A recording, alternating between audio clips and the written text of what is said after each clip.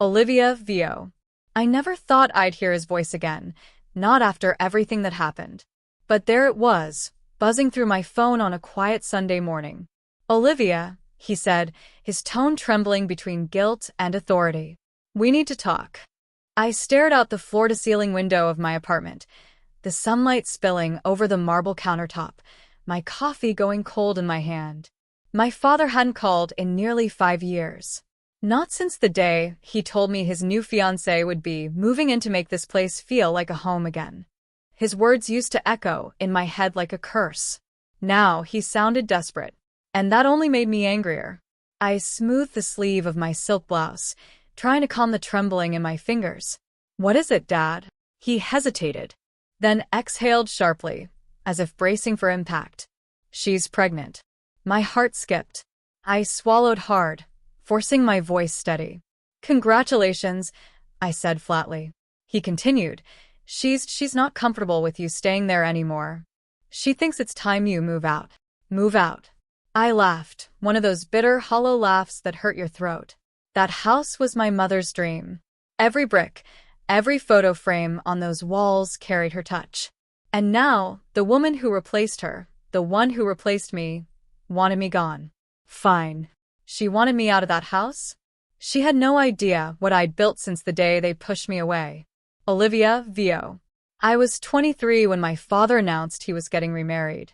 It had only been a year since Mom passed. The grief was still fresh.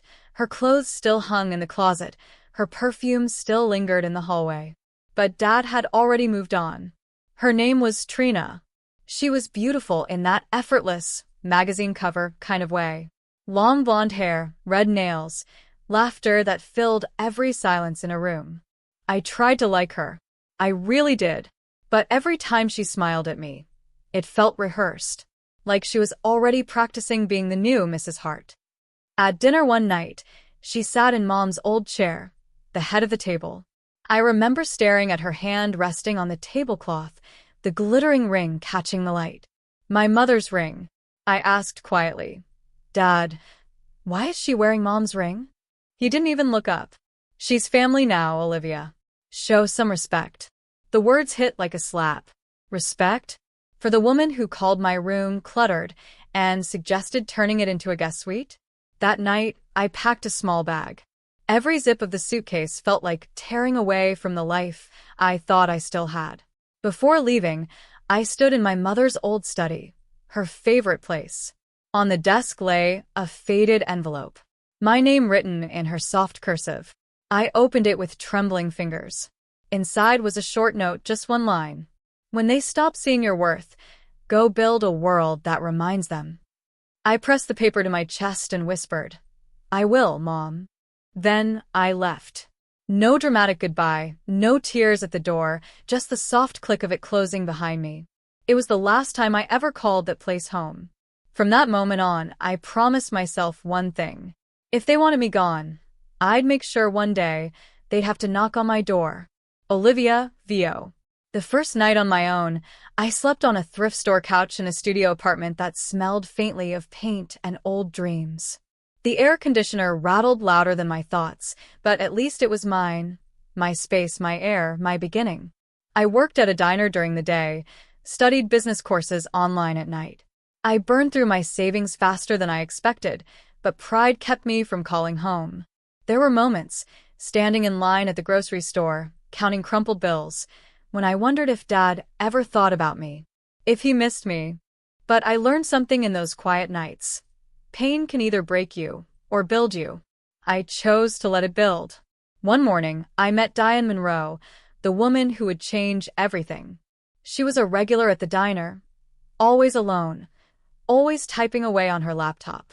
When she found out I was studying marketing, she smiled and said, Sweetheart, if you can survive serving coffee to grumpy people at 6 a.m., you can survive anything in business.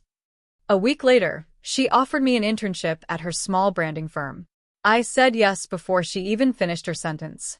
The next few years were a blur: late nights, endless client calls, PowerPoint decks, and caffeine instead of sleep. But for the first time in my life, I felt purpose. Diane became more than a boss. She was a mentor, the kind of woman who believed in me even when I doubted myself. When I landed my first client on my own, a local bakery chain, she left a note on my desk that read, "Now they'll start seeing your worth." I kept that note tucked beside my mother's letter. Two women, different worlds, same message. By 28, I had enough saved to start my own agency, Heart and Company. I didn't announce it online. No grand reveal, no LinkedIn brag post. Just quiet progress. Every milestone, first office, first profit, first employee, felt like reclaiming a piece of the home I'd lost. When people asked about my family, I smiled politely and said, "We don't talk much." And I liked it that way. Success didn't erase the pain, but it gave it purpose. Each time I walked into my sleek office, sunlight spilling across the glass desk, I imagined my mother's proud smile, her gentle voice saying, "See? You built your world." I didn't need validation from anyone anymore, especially not from the man who let someone else take my place. But fate has a strange sense of timing, because just when I thought I'd buried the past for good, that's when he called. Olivia VO. 2 weeks after that phone call, my father showed up at my office. No warning, no appointment, just the familiar deep voice at the front desk saying, "Tell her father's here." I remember looking up from my laptop, my heartbeat slowing to a strange, steady rhythm. My assistant, Lexi, peeked in. "There's a Mr. Hart asking for you," she said softly, unsure if she should let him in. "Send him up," I whispered. And his guest too. When they walked through the glass doors, time folded in on itself. Dad looked older, gray hair at his temples, a weight in his shoulders that wasn't there before. Beside him, Trina stood tall in a designer dress that practically screamed expensive. Her belly was round now, hand resting proudly over it. For a second, neither of them spoke. Their eyes darted around the office. The sleek shelves, the city skyline through the tall windows, the gold-lettered sign on the wall. Hart and Co. Branding Group. Trina's smile wavered. "Wow. This is nice," she said, her voice sugary but strained. I nodded slightly. "It's home," I replied. Dad swallowed hard. "Liv, I didn't realize you'd built all this." I leaned back in my chair, every movement deliberate. "You didn't ask." He shifted uncomfortably. "We came because we thought maybe you'd. Because she's pregnant and you need the house." I cut in, keeping my voice calm. "Right?" Trina's expression hardened. "You can't seriously expect us to raise a baby in that tiny guest room while you live there alone." The way she said alone, like it was an insult, made something inside me go still. I smiled politely. "You're right. That house isn't meant for you." Dad frowned. "Olivia." I stood, walking slowly toward the large window, overlooking the city. "Do you know what it felt like, Dad? Watching another woman wear mom's ring? Hearing you call her family while you told me to respect her." His mouth opened, then closed. Words failed him. I turned, facing them fully now, the skyline glowing behind me. "You made me leave that house, remember? You said she needed to feel at home." Silence. The kind that hums with truth too heavy to escape. "Well," I said, gesturing around the room, "I found another home. I built one. Every inch of this place, every paycheck, every sleepless night, I did that. Without anyone's permission." Trina's tone shifted, defensive now. "You don't have to be so dramatic. We just—" I cut her off with a soft laugh. "Dramatic? Trina, you took everything I had left of my mother and turned it into your stage. But here's the funny thing. While you were busy redecorating her house, I was building mine." Dad's eyes glistened. "Liv, I didn't realize how much I hurt you." "You didn't want to realize," I said quietly. "And now you're here because she's pregnant, and suddenly the house matters again. But let me be clear, that house, my mother's house, is still in my name. You made me leave it once. But now—" I paused, letting the silence stretch before I finished. "Now no one leaves unless I say so." Trina's face drained of color. My father's shoulders slumped, the weight of guilt pressing down harder than ever. I walked back to my desk, placed my hands on the polished wood, and said softly, "So, tell me, Dad, Are you here to take, or to apologize? He looked down, voice breaking. To apologize. And for the first time in years, I almost believed him. Olivia Vio. For a long moment, none of us spoke. The hum of the city below filled the silence. Taxis, horns, life moving on while ours stood still. Dad looked smaller somehow. The man who once towered over me with rules and expectations now stood in front of me, humbled. Trina sat stiffly on the edge of the leather chair, her manicured fingers fidgeting with the strap of her purse. I took a slow breath. You said you're here to apologize. Fine. I'll listen. But I'm not that same girl you left standing in the doorway 5 years ago. He nodded, eyes down. I know that now. I was wrong. I was just lonely, Olivia. After your mom. Don't, I interrupted softly. Don't use mom as the reason you broke me. His voice cracked. You sound just like her. I half smiled. That's the best compliment you've ever given me. I turned my attention to Trina, whose expression wavered between guilt and defensiveness.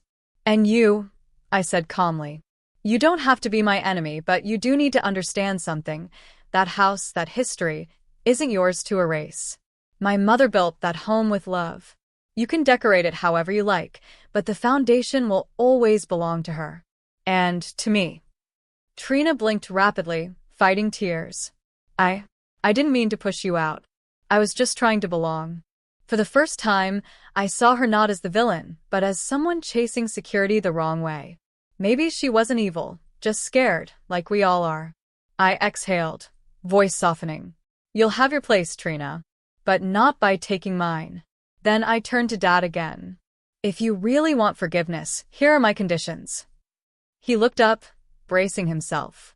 1, I said, you take responsibility, not with words, but with actions. You make sure that child never feels unwanted the way I did. 2, you stop letting guilt control you. You can't rebuild the past, but you can stop repeating it. And 3, the house stays in my name. I'll let you live there for now, but you treat it like the home mom built, not like a trophy you hand over to someone new. He nodded slowly, emotion thick in his throat. I can do that. Good, I said. Then maybe, someday, we'll start again, not as father and child holding grudges, but as two people learning how to forgive.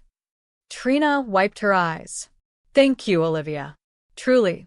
I gave a small, weary smile. Thank me by being the woman that baby needs, not the woman I had to run from. They stood to leave, the tension replaced by something fragile but real. Understanding. As they walked toward the door, my father turned back once more. You really did build your own world, didn't you? I nodded, just like Mom told me to. And in that moment, I finally felt the shift. The power wasn't in anger anymore. It was in peace. Tone. Calm, emotional, empowering, the kind of ending that feels like a final voiceover line fading into music. Olivia Vio. A few months passed after that day. Autumn arrived quietly, city trees turning gold, leaves brushing the sidewalks like whispered forgiveness. Dad called sometimes. Not for help, not for advice, just to talk. He sounded lighter, steadier. The baby had been born, a little girl. They named her Grace. When he told me that, I smiled. Grace suits her, I said. He paused, then added softly, she looks a little like your mother. That was the first time in years I cried after hanging up. Not from pain, but from release. One crisp afternoon, I drove out to the old house. It looked smaller now, almost gentle, like it had aged with us. The front porch creaked under my steps, and the scent of lilacs lingered, faint but familiar. Trina opened the door. She didn't look surprised to see me. Her eyes were tired, her hair pulled back, the baby asleep in her arms. Do you want to come in? She asked quietly. I nodded. The house had changed, new paint, different curtains, but pieces of Mom still lived in the corners. The photo of her in the garden, the wind chime by the kitchen window, the faint hum of the old refrigerator she loved. Trina placed the baby in my arms without a word. I looked down at her tiny face, her soft hands curling around my finger, and something in me healed. Maybe that was how forgiveness worked, not a sudden explosion, but a slow unfolding. Before leaving, I walked to the study, Mom's study. The letter she'd written me all those years ago was now framed on the wall. I smiled through tears. When they stop seeing your worth, go build a world that reminds them. I whispered. I did, Mom. I really did. Outside, the sun dipped low, painting the sky in orange and rose. The wind brushed my hair like a mother's hand, warm and soft. As I walked back to my car, I looked at that house one last time, not as the place that broke me, but as the place that began me. Olivia Vio. Final line. They once made me leave their house, but they'll never forget the woman who learned to build her own.